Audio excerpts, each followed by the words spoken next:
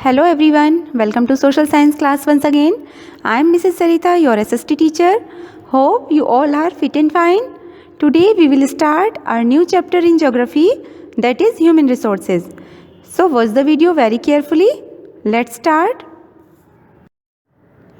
Today we will study first what is human resources, second distribution of population, third density of population, fourth factors affecting distribution of population. इसको हम दो parts में divide कर सकते हैं, A geographical factors and B social cultural and economic factors.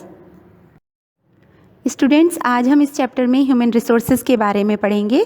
क्या है ये ह्यूमन रिसोर्सेज और ये रिसोर्स कैसे वर्क करता है, किसी भी कंट्री के लिए ह्यूमन रिसोर्सेज सबसे ज़्यादा इम्पॉर्टेंट क्यों हैं और अपने कंट्री के ह्यूमन रिसोर्स को हम कैसे इंक्रीज़ कर सकते हैं। There are so many questions और इनके आंसर्स आपको वन बाय वन क्लियर होते जाएंगे। So be ready with 100% concentration. Let's begin. Come to page number 66। Your first topic is what is human resources. किसी भी कंट्री में रहने वाले वहाँ के एजुकेटेड, हेल्दी एंड प्रोग्रेसिव लोग उस कंट्री के ह्यूमन रिसोर्सेज माने जाते हैं। किसी भी कंट्री का फ्यूचर, उसका डेवलपमेंट उस कंट्री के ह्यूमन रिसोर्सेज पर डिपेंड करता है। क्यों डिपेंड करता है? क्योंकि चाहे कंट्री में कितने भी रिसोर्सेज हों, as gold mine, diamond mine, oil wells etcetera, लेकिन उनको अपने कंट्री के डेवलपमेंट में यूज़ करने का काम उस कंट्री के स्किल्ड पर्सन्स ही करते हैं। वो डायमंड, गोल्ड खुद से देश को प्रोग्रेस नहीं दिला सकते। इसलिए किसी भी कंट्री के पास जितने ज़्यादा ह्यूमन रिसोर्स होंगे उस कंट्री का फ्यूचर उतना ही ब्राइट समझा जाता है। और हर देश की हमेशा ये कोशिश रहती है कि उसके पास ज़्यादा से ज़्यादा ह्यूमन रिसोर्सेज हों। लेकिन अब क्वेश्चन ये है कि ह्यूमन रिसोर्स को हम कैसे इंक्रीज़ कर सकते हैं। हम ऐसा क्या करें कि हमारे कंट्री के पास ज़्यादा से ज़्यादा ह्यूमन रिसोर्स हो जाएं। और इसका आंसर है एजुकेशन।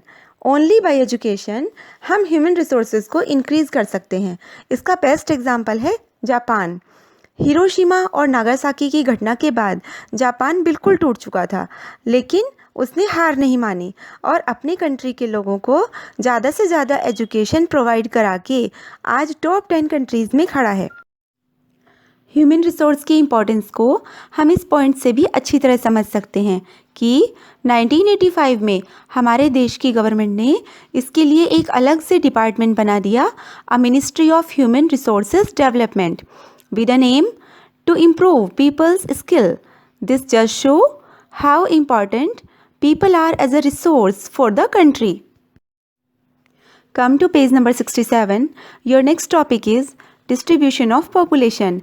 Children, आपको हैरानी होगी ये जानकर कि वर्ल्ड की 90% पॉपुलेशन वर्ल्ड के कुल 30% लैंड एरिया में रहती है। इसका अदर मीनिंग ये हुआ कि वर्ल्ड में पॉपुलेशन का इक्वल डिस्ट्रीब्यूशन नहीं है। 30% लैंड डेंसली पॉपुलेटेड है, मींस वहाँ 30% एरिया में बहुत ज़्यादा लोग रहते हैं। जैसे और दूसरे रिसोर्सेज इक्वली डिस्ट्रीब्यूटेड नहीं हैं, वैसे ही the distribution of population in the world is extremely uneven. जैसे कि चिल्ड्रन, आप अपने diagram page number 67 figure number 6.1 में और आप अपनी स्क्रीन पर भी देख रहे हो, the crowded areas are south and south east Asia and almost 3/4 of the world's people live in 2 continents, Asia and Africa. कि ज़्यादातर लोग 2 कॉन्टिनेंट एशिया और अफ्रीका में रहते हैं। Students, you will be highly surprise to know कि जबकि world में 193 के अराउंड कंट्रीज़ हैं, फिर भी 60% of the world's people stay in just 10 countries, जैसे कि आपको स्क्रीन पर भी डायग्राम में दिखाई दे रहा है। Watch carefully. Come to page number 68। Your third topic is density of population. Students, ये भी बहुत इंटरेस्टिंग टॉपिक है, just pay attention. Density of population क्या होता है? डेंसिटी ऑफ पॉपुलेशन को जनसंख्या घनत्व भी कहते हैं।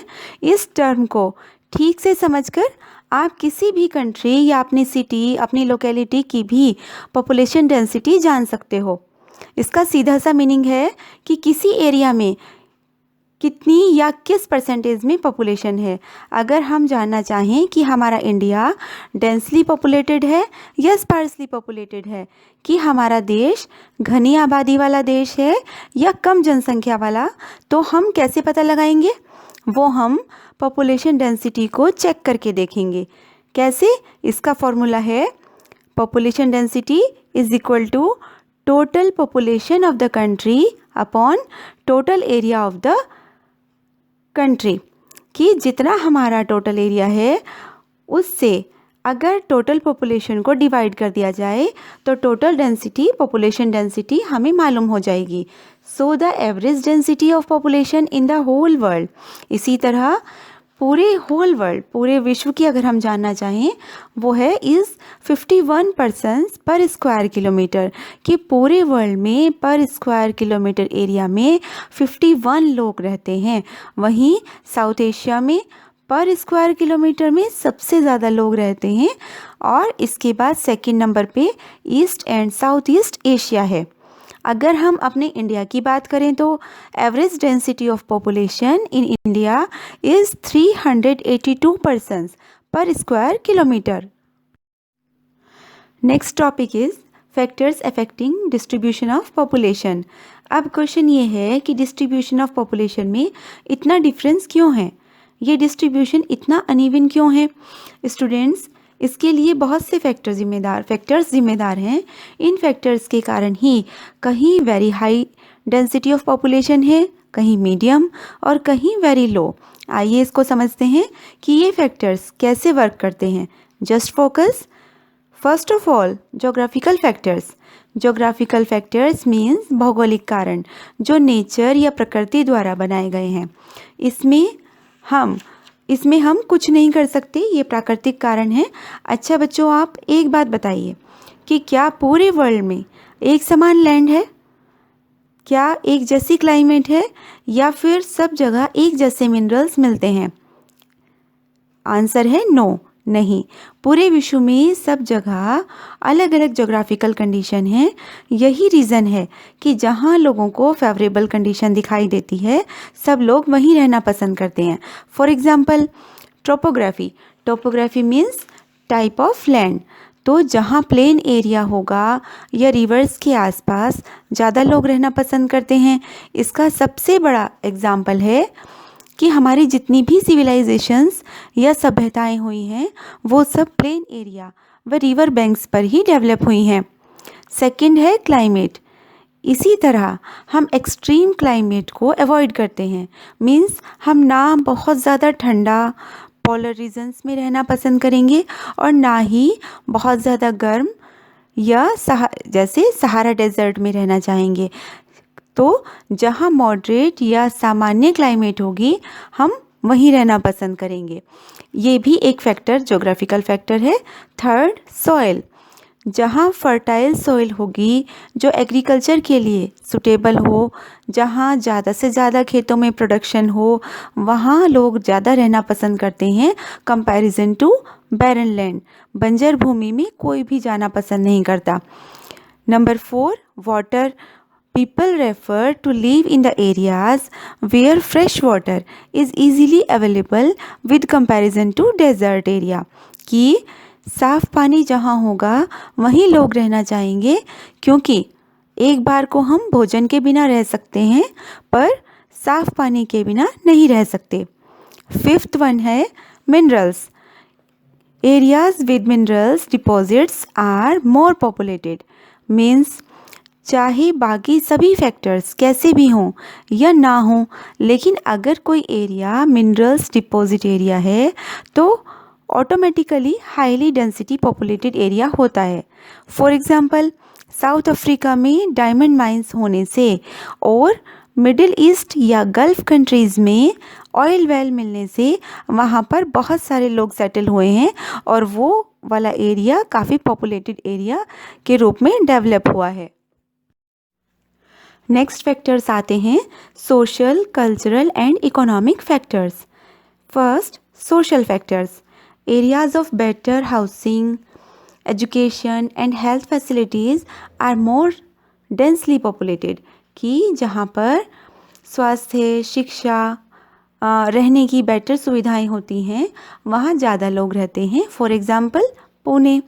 नेक्स्ट, कल्चरल फैक्टर्स, वो स्थान जिनका कल्चरल या सांस्कृतिक और रिलीजियस या धार्मिक दृष्टि से ज़्यादा महत्व होता है, वो स्थान लोगों को अपनी ओर ज़्यादा अट्रैक्ट करता है।